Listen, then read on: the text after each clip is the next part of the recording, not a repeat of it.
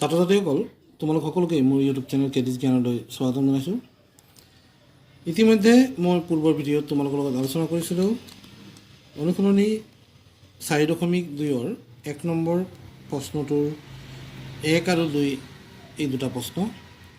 যিসকলে ভিডিঅ'টো চাইছা তেওঁলোকে পৰৱৰ্তী প্ৰশ্নসমূহ চাবলৈ এই ভিডিঅ'টো চাই যাবা, আৰু যিসকলে প্ৰথম প্ৰশ্ন দুটা চোৱা নাই মোৰ ভিডিঅ'ৰ ডেছক্ৰিপশ্যনত লিংক দিয়া থাকিব, তোমালোকে চাই ল'বা।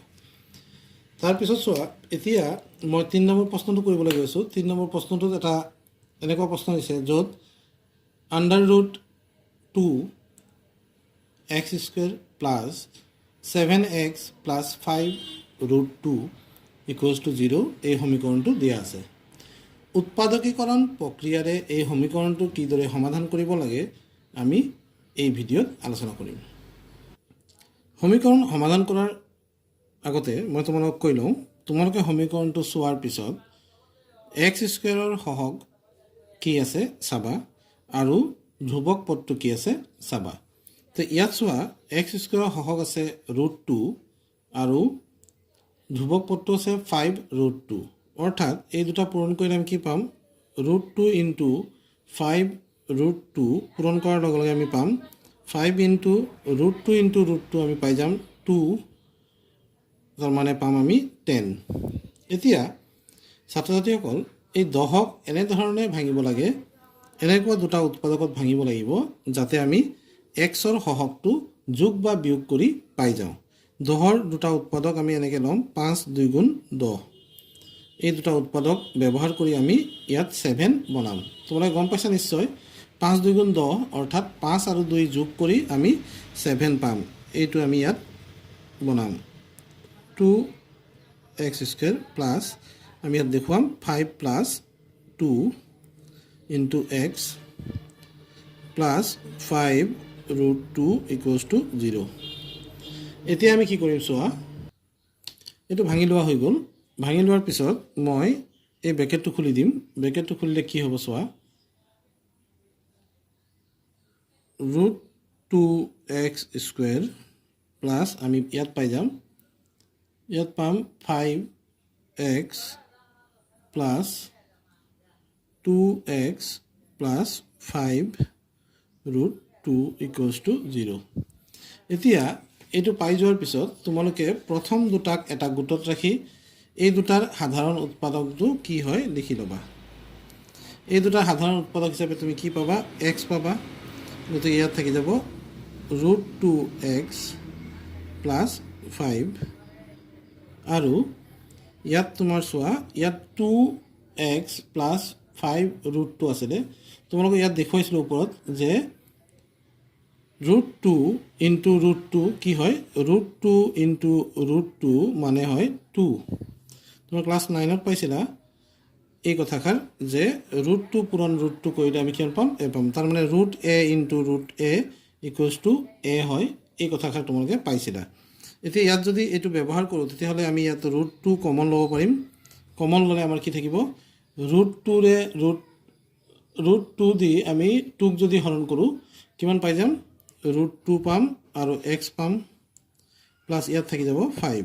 এতিয়া চোৱা, 4টা পদৰ পৰা মই 4টা পদক 2টা পদলৈ লৈ আহিলোঁ। এতিয়া চোৱা কমন কি থাকিব। এতিয়া এই ব্ৰেকেটৰ ভিতৰত থকা ৰাশিটো চোৱা, √2x প্লাছ 5 আছে আৰু ইয়াতো √2x প্লাছ 5 আছে। তো এইটোক তুমি কমন সাধাৰণ উৎপাদক হিচাপে লৈ আহা।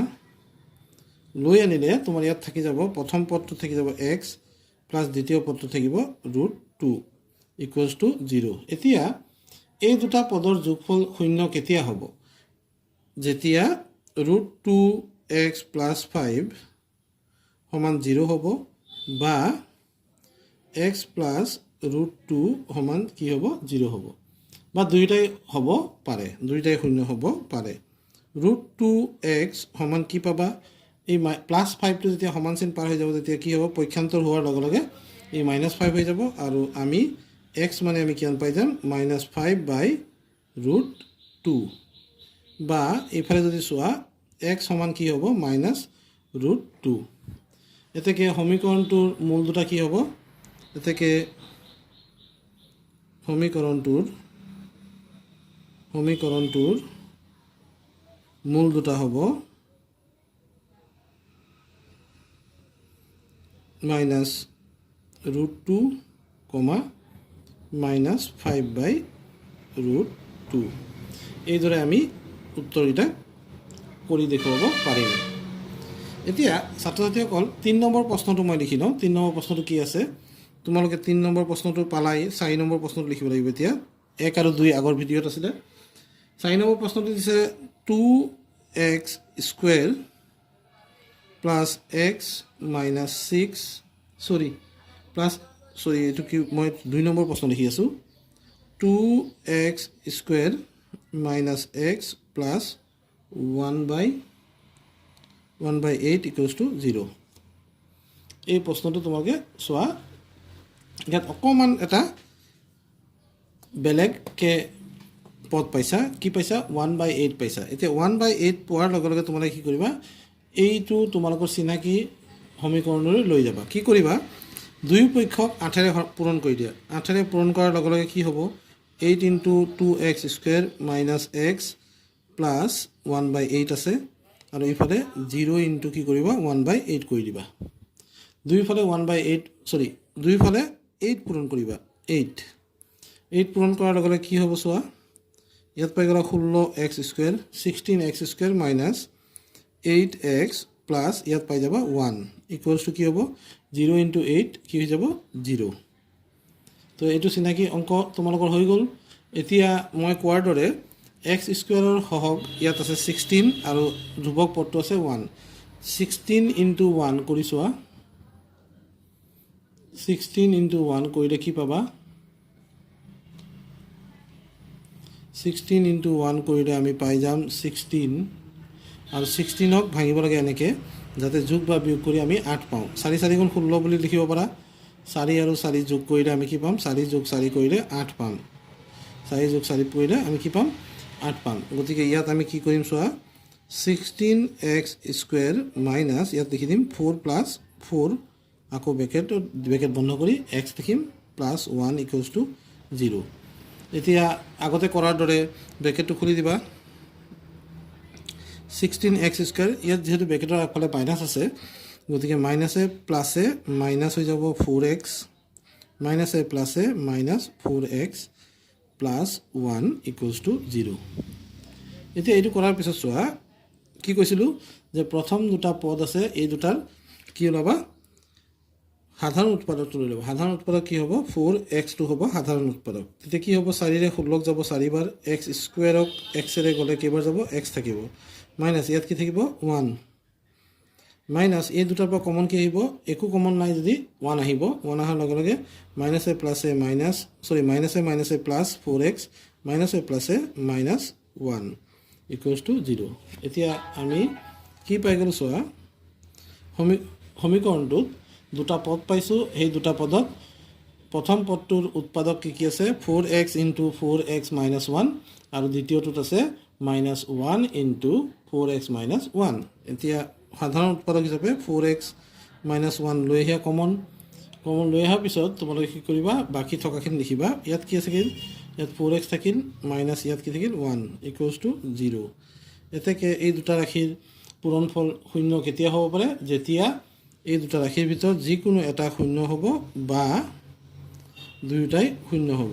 4x - 1 = 0।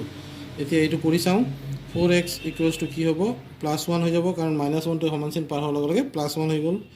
x = কি হ'ব 1/4 বা 4x = কি হ'ব ইয়াত 1 বা x = হ'ব 1/4। এতিয়া সমীকৰণটোৰ দুটা একেই মূল পাইছা। এতেকে সমীকৰণটোৰ মূল দুটা কি হ'ব সমীকৰণটোৰ মূল দুটা হ'ব কি 1/4, 1/4। তো ছাত্ৰ ছাত্ৰীসকল এই দুটা প্ৰশ্ন মই আজি তোমালোকলৈ আগবঢ়ালোঁ। আশা কৰোঁ পৰৱৰ্তী ভিডিঅ'ত মই তোমালোকক আৰু দুটা প্ৰশ্ন আগবঢ়াম। ভিডিঅ'বোৰ চাই থাকিবা আৰু যদি ভাল লাগে তেতিয়াহ'লে লাইক শ্বেয়াৰ আৰু কমেণ্ট কৰিবলৈ নাপাহৰিবা। ধন্যবাদ।